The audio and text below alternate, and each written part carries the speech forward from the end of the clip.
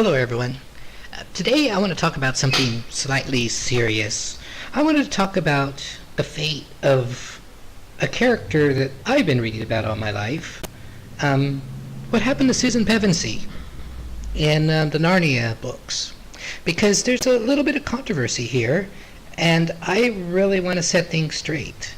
Because, of course, in our day, it really kind of boils down to certain buzzwords, certain which side of the political coin you're on.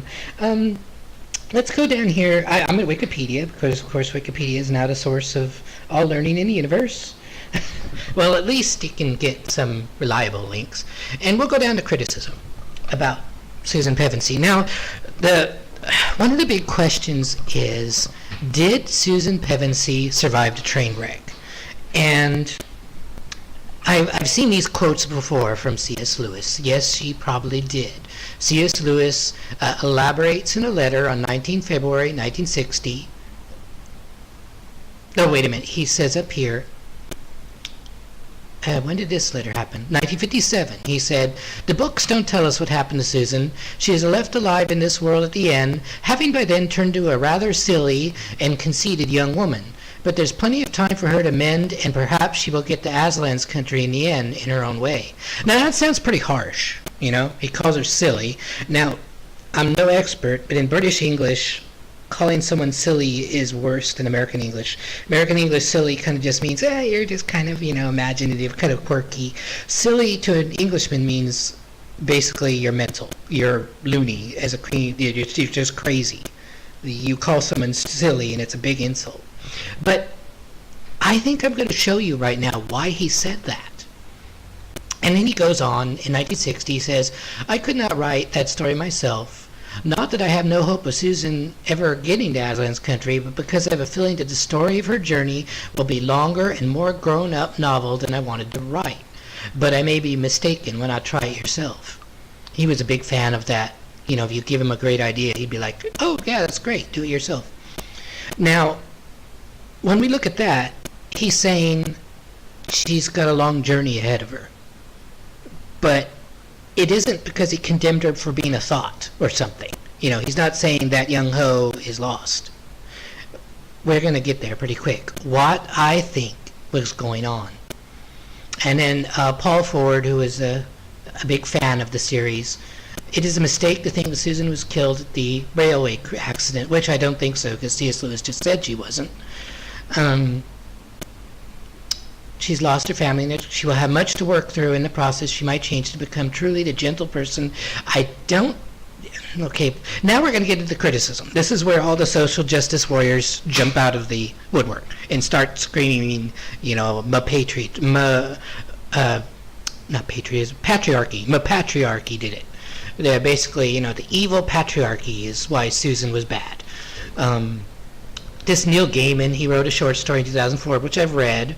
The Problem with Susan, it's, I think, a rather tasteless short story. It's sexually graphic, it's kind of disgusting, I don't really know what his point was. Somehow it was supposed to say that she was betrayed, that Aslan betrayed her, that he wasn't really a god worth following, and kind of just left her in the lurch. And of course, J.K. Rowling, she had to chime in on it. There comes a point where Susan, who is the older girl, is lost to Narnia because she gets interested in lipstick. She becomes irreligious, basically because she found sex. We're going to check this. I have a big problem with that. Well, of course you have a big problem with that, J.K. Rowling, because that's not what happened. If you go back to the source material and read it, which we're going to do in a second. But, of course, this is J.K. Rowling, and she was probably just mad that he didn't say that, Reap Cheap was gay or something. Meanwhile, Philip Pullman, who's another novelist, "I just don't like the conclusions Lewis comes to. After all that analysis, the way he shuts children out from heaven, or whatever it is, on the grounds that one girl is interested in boys. She's a teenager. Oh, it's terrible. Sex. We can't have that." That's not why she was condemned. Let's go do what these two didn't do. You and me, let's go look at the source material. Narnia, The Last Battle. "Sir, said Tyrion when he greeted all of these. Now, they are dead and they're in Aslan's country, so they're spirits by this point. They're kind of like on the outskirts of Aslan's country. Sir, said Tyrion when he greeted all these, if I have read the chronicle aright, there should be another. Has not your majesty two sisters? Where is Queen Susan? My sister Susan, answered Peter shortly and gravely, is no longer a friend of Narnia. Yes, said Eustace, and whenever you've tried to get her to come and talk about Narnia or do anything about Narnia, she says, what memorable, wonderful memories you have. Fancy still thinking about all those funny games we used to play when we were children. Oh, Susan, said Jill. She's interested in nothing nowadays except nylons and lipstick and invitations. She always was a jolly sight too keen on being grown up. Grown up indeed, said Lady Polly. I wish she would grow up. She wasted all her school time wanting to be the age she is now, and she'll waste all the rest of her life trying to get that age. Now, of course, right now you're probably seeing these two lines and going, well, there it is. J.K. Rowling and Gaiman and the other guy were right. She got condemned for being sexual.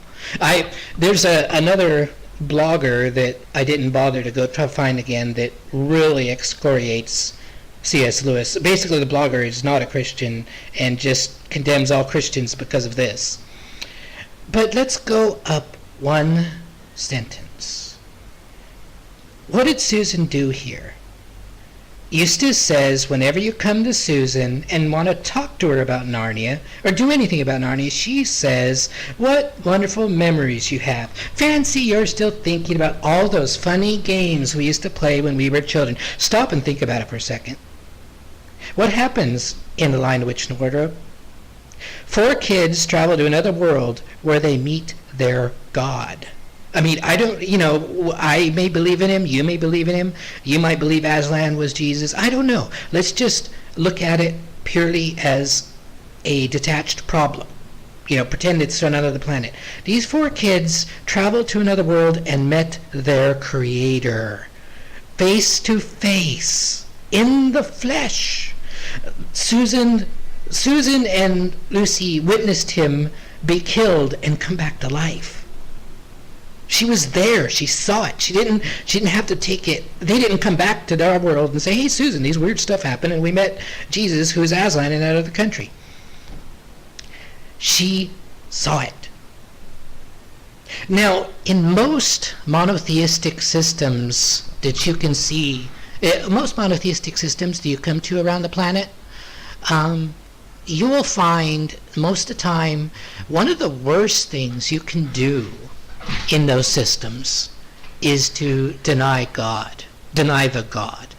Even in other, like in pagan systems and other systems, religious systems, one of the worst things you can do is say, smite me, almighty smiter, like in that movie, that cool movie I can't remember the name of right now. But one of the worst things you can do is deny God. You say, oh, that this God doesn't exist. Especially if, like, you once believed him, like if you're an apostate. Well, that's what happened with Susan here. She went apostate. She saw. I mean, like our legend of Doubting Thomas, the guy that he saw Jesus and he didn't even believe in him, but then he touched the wounds and he did. Well, Susan did that and she still didn't believe. She is going around at the time of the train wreck saying that didn't happen. We did not go to Narnia. I did not see Aslan. I did not see a god die and come back to life. I did not see any of those things. It was all in our imaginations, and you guys need to let it go. Now, I'm no expert on ecumenical religious theory and theology, but I would say that is the reason why Susan was no longer a friend of Narnia, because she denied it. I know specifically in Catholicism, I know personally, and in Christianity, I have a pretty good idea. That's pretty much one of the worst things you can do. It's one of the ways, pretty much the only way, really safe way you can get to hell is to deny God's existence. Because, they don't like it. Gods don't seem to really like the mortals that they control saying you don't exist. Now, of course, I know not everybody subscribes to Christianity, but whatever beings you may hold, they probably wouldn't like it if if they met you and they talked to you, like Buddha. If a Buddhist met Buddha or Bodhisattva and got great teachings and spoke to them, and then turned around 10 years later and said, oh, that was just a kid's game. Oh, I was high. That didn't happen. There is no Buddha. That would probably make him a little upset. Even the great Buddha would probably get a bit upset. Anyway, to get back to my point. I know these two are great and serious writers that are so wealthy I can't even imagine how much money they have, but I don't think they're right. Well, of course, J.K. Rowling, she says whatever the heck she wants to for political ends, but I don't think the lipstick... See, what I think is, I really wish C.S. Lewis had not put in Jill's little snarky comment. Now, it is shown that Lucy was jealous of Susan. This is back in the Voyage of the Dawn Treader, when Lucy comes upon that book, and she came to a page which was a blaze of pictures. One hardly noticed the writing, hardly, but she did notice the words. They were an infallible spell to make her beautiful beyond the lot of mortals. Now, remember, Lucy is like the Apostle Peter. She can really do no wrong. She does have faults, and this is one of them. Now, come down here. She's being tempted by these images. Then it changed, and Lucy, still beautiful beyond a lot of mortals, came back in England, and Susan, who had always been the beauty of the family, came home from America. The Susan in the picture looked exactly like the real Susan, only plainer, and with a nasty expression. And Susan was jealous of the dazzling beauty of Lucy. But that didn't matter a bit, because no one cared about Susan now. Well, and she's going to go on, she's going to do the spell, and then Aslan's going to show up and tell her, I've been here all the time.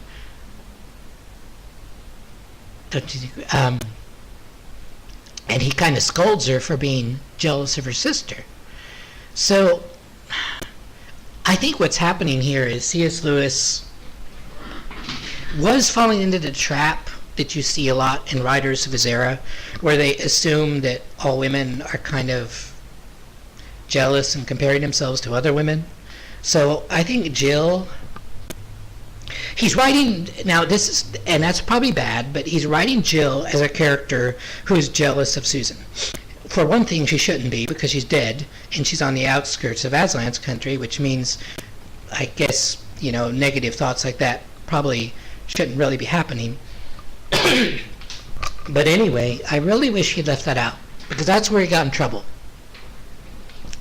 Without this line from a jealous Jill, which totally negated the real reason, we wouldn't have smartasses like Rowling and Pullman and Gaiman and that blogger going around getting more more ammunition against foes that they want to pick out as foes. But anyway, that's my point, that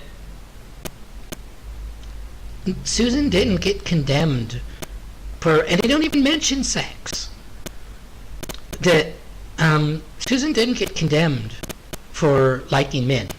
Susan didn't get condemned for doing the nasty. In fact, anyone that's read C.S. Lewis's Screwtape letters will come across that, where Screwtape is gnashing his teeth and complaining to his nephew Wormwood because a pair of unmarried mortals became lovers during the Blitz, and Screwtape was screaming that all God's angels were doing was watching on, grinning while they got on with it, because, well, they truly loved each other, and they might have been killed any second, and they were just kind of doing what came naturally. He didn't have any problem with sex.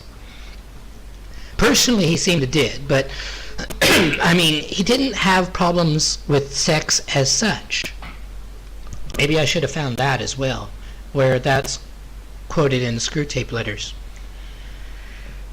Anyway, I've probably spoken enough on this, but no, Susan did not get a temporary ban from Aslan's country for liking to be a skanky hoe. That's not why she got condemned. Because she's interested in lipstick and found sex. No. She got condemned because she looked into the eyes of the God that did exist in the books, the creator of all the universe. She looked into his eyes. She saw him die and come back. She talked to him. They were friends. 10 years later, she dissed him. She said, "Ha! Those were just old childish things we used to believe in." She was a teenager, but it wasn't because of terrible sex. It was because she denied her God. And it kind of goes, well, let's back up a bit. That could be why he called her silly, because it was kind of crazy when you come face to face with a God and then say it never happened. And plenty of time for her to mend and perhaps becoming Aslan's country in the end. In other words, plenty of time for her to realize, oh crap, it did happen, or it better have happened, otherwise my family's lost. And down here he says that her journey will be longer and more grown up. Well, yeah, because she's going to have to